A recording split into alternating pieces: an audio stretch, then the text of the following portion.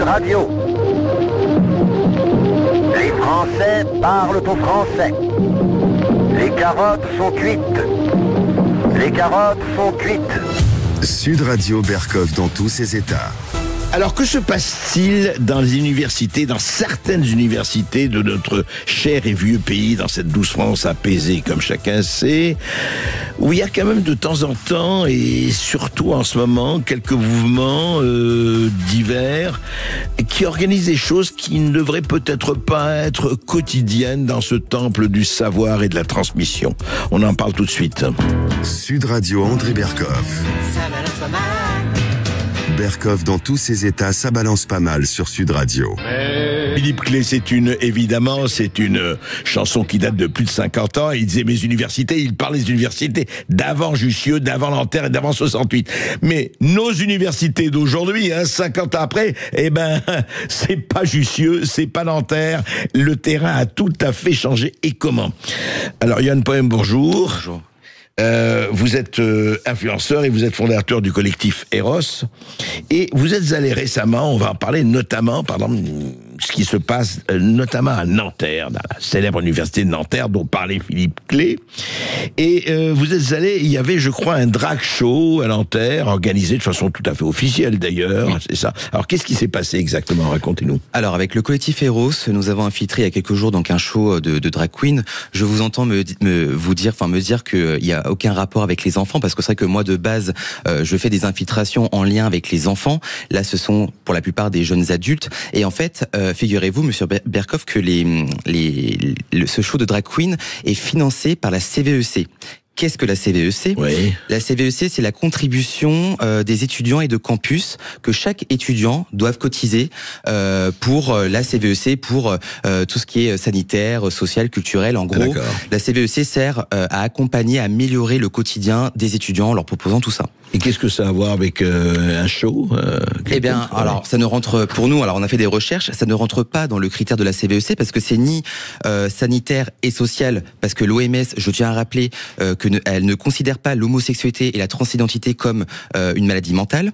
Ça n'a rien de sportif, parce que le critère sportif est clairement inexistant, et le critère culturel est plus que discutable, parce qu'on sait très bien que c'est du militantisme derrière qui est caché. C'est pas un spectacle anodin. D'accord. Voilà. Donc subventionné, très bien. Donc là, on a des étudiants qui vivent dans la précarité, surtout à Nanterre, qui galèrent à se loger, à se nourrir, et ils voient en fait leur cotisation financer un show au délire de bourgeois de Montmartre, où beaucoup aussi de personnes de confession musulmane peuplent l'université, et je ne pense pas qu'ils soient d'accord de financer ça en vue de leur religion, par exemple. Oui, mais alors, Yann Poher, on pourrait vous répondre, oui, mais enfin, c'est un divertissement, il faut pas s'y accorder plus d'intention que ça, c'est un divertissement, voilà, comme un autre. Non, c'est pas du pur divertissement, c'est purement un spectacle idéologique. D'ailleurs, une des personnes de l'organisation nous a clairement dit que on va en bouffer, je cite, on va en bouffer de la revendication. Donc voilà. Pour moi, quand on met par exemple un sexothérapeute, parce que là, dans la vidéo d'infiltration, il y avait un stand de sexothérapeute où la sexothérapeute disait il faut lutter contre l'homme blanc. Par exemple. Carrément, d'accord. Faut lutter, c'est vraiment ce qui est dit dans la vidéo. Elle est sexothérapeute, mais quand on lui parle de vagin, elle est horrifiée à la vue d'un vagin. Elle est quand même sexothérapeute financée par la CVEC, pardon. Enfin, c'est quand même extrêmement dramatique de voir qu'il y a de la propagande LGBT dans les écoles pour 4 pèlerins aux cheveux bleus dans une salle.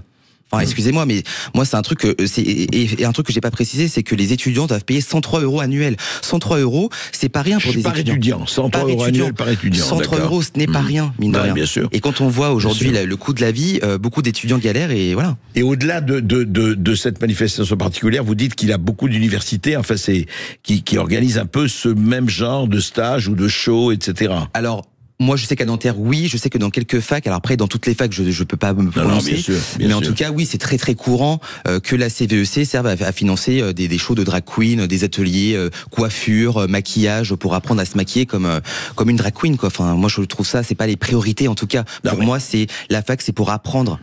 On est bien d'accord. Non, mais c'est ça qui est hallucinant, en fait. Je veux dire, en dehors de tout. L'université, elle n'est pas faite pour ça. Que quelqu'un veuille organiser un show de drag queen quelque part, pourquoi pas, et enfin chacun est libre. Mais là, ce n'est pas dans ce cadre-là. Comme d'ailleurs, effectivement, on parlait de ça. Il y a une table ronde à l'Assemblée nationale où les étudiants musulmans de France ont demandé l'installation il y a des représentants des étudiants musulmans de France ont demandé l'installation de salles de prière dans les universités. Voilà, c'est un syndicat, les EMF, comme on dit, et il y a eu ceci. Alors, pendant la réunion, eh bien, une des participantes disait cela. Écoutez. Je pense que vous avez sûrement pas entendu parler des personnes qui vont prier, qui vont essayer de prier peut-être dans la fac, qui vont être filmées à leur insu. Ça va faire un peu le buzz. Malheureusement, en fait, les universités ne font même pas... n'interdisent pas, puisque techniquement on ne peut pas l'interdire. Si je commence à faire du yoga en plein milieu de la cour, vous ne pouvez pas me l'interdire, mais en même temps il ne fait pas d'espace pour leur faciliter en fait cela, et ça a un impact, puisqu'en fait on le remarque, il y a plein d'universités internationales qui ont des salles zen, il n'y a pas besoin d'avoir une salle de prière, c'est pas la demande. Alors, c'est pas la demande, disent-ils, mais enfin, il y a quelque chose que je comprends pas. Pourquoi? Je croyais qu'on vivait dans la laïcité en France. Je croyais que c'était un principe depuis 1905 acquis, mais que ce soit des juifs, chrétiens ou musulmans, pourquoi des salles de prière à l'université? Notamment, il y a eu des salles de prière à l'université scientifique de Toulouse. La preuve, c'est que la direction de l'établissement, ça date du 7 mars 2025, donc il y a quelques jours, à l'attention de la faculté, des étudiants de la faculté sciences et ingénierie. Je ne vais pas vouloir le communiquer, mais en deux mots, chers étudiants, chères étudiantes, il est essentiel dans un établissement public de respecter les principes fondamentaux qui régissent le fonctionnement, notamment celui de la laïcité. Ce principe que la neutralité religieuse, liberté de conscience, etc. Bien. Récemment, des pratiques religieuses visibles ont été signalées dans un des bâtiments du campus Sciences. Nous rappelons que conformément à l'article tel, c'est contraire à la neutralité requise et peut troubler le bon déroulement des activités universitaires. À ce titre, l'université pourra engager toute poursuite disciplinaire nécessaire. Alors, on en est maintenant, effectivement, à des salles de prière ou à des lieux de prière organisés dans l'université. D'ailleurs, il y a un proviseur qui voulait faire respecter la laïcité, il s'est fait menacer de mort et il a dû démissionner. On en a parlé de cela. Qu'est-ce que ça veut dire, Johan Poher, tout ça? C'est surtout qu'en fait, le Sénat a voté en 2021, je tiens à le rappeler, l'interdiction de prier dans les universités. Ah oui. Donc déjà, oui. Il faut le rappeler, parce qu'en 2021, ça a été voté. Et là, on voit très bien qu'en fait, plus personne n'en a rien à foutre de cette loi, clairement. Maintenant, on voit qu'aujourd'hui, on peut prier un peu n'importe où. C'est comme je tiens à rappeler qu'à à Reims, pardon, il y avait une jeune femme qui a prié au fond d'une classe. Enfin, tout va bien. Et moi, je trouve ça hyper scandaleux. Pour moi, l'école, c'est fait pour apprendre. Il y a des lieux de culte qui servent à aller prier. Bien sûr. Pour moi, je ne vois pas qu'est-ce que ça vient faire dans les écoles. Il y a qu'à voir les polémiques sur les abayas, par exemple. Les abayas, pour moi, c'est une tenue religieuse. Donc, et on voit bien que ce sont souvent les mêmes personnes qui pose problème, en tout cas, dans les écoles. On voit bien l'entrisme islamique qui gangrène nos écoles, et c'est un réel problème aujourd'hui. Mais pourquoi les proviseurs, pourquoi les autorités ne s'investissent pas, quelle que soit la religion?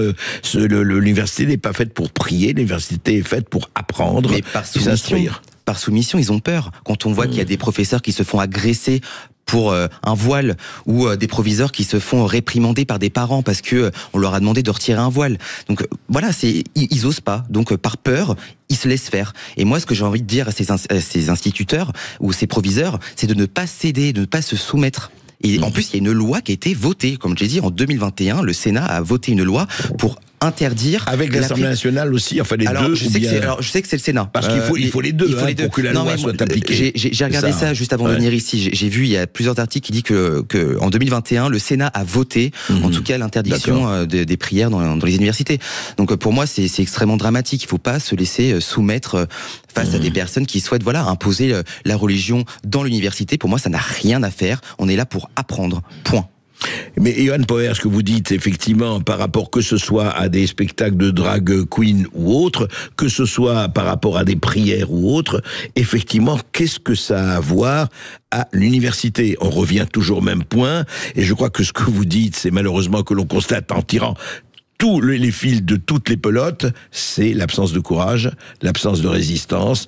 Je ne sais pas si c'est la soumission ou la passivité, mais il y a quelque chose quand même qui ne va pas du tout. Et on se dit qu'il faut faire des appels et puis il faut ne pas se laisser faire. Je crois que c'est ça. Hein. Ah oui, non, mais clairement, moi j'ai un abonné qui est à la fac de Nanterre qui m'a envoyé un message qui m'a dit, moi Yohan, je vote à droite, je suis le seul et je ne peux rien faire, rien dire. Et le problème, c'est que à Nanterre, par exemple, nous on a constaté que 49% c'était que des élèves musulmans.